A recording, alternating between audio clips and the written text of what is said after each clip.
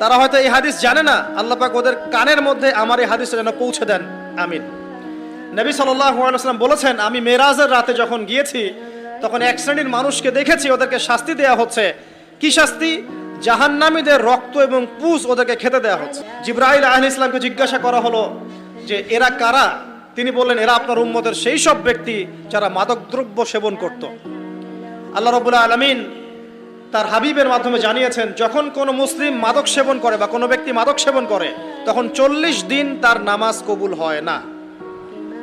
এরপর যদি সে তওবা করে তাহলে আল্লাহ পাক তার তওবা কবুল করবেন ইনশাআল্লাহ। যদি সে আবারও মাদক খায় তওবা করার পর, আবার 40 দিন তার নামাজ কবুল হবে না। যদি সে আবার তওবা করে আল্লাহ পাক আবার তাকে মাফ করে দিবেন। যদি সে আবারও মাদক খায় আবার 40 দিন তার নামাজ কবুল হবে না। তারপর যদি আবার তওবা করে আবার আল্লাহ তাকে মাফ করে দিবেন। এরপরেও যদি সে আবার মাদক দ্রব্য সেবন করে, নবী সাল্লাল্লাহু আলাইহি ওয়াসাল্লাম বলছেন তাকে আল্লাহ রাব্বুল আলামিন পরকালে মৃত্যুর পরে তিনাতুল খাবাল পান করাবেন। তিনাতুল খাবাল।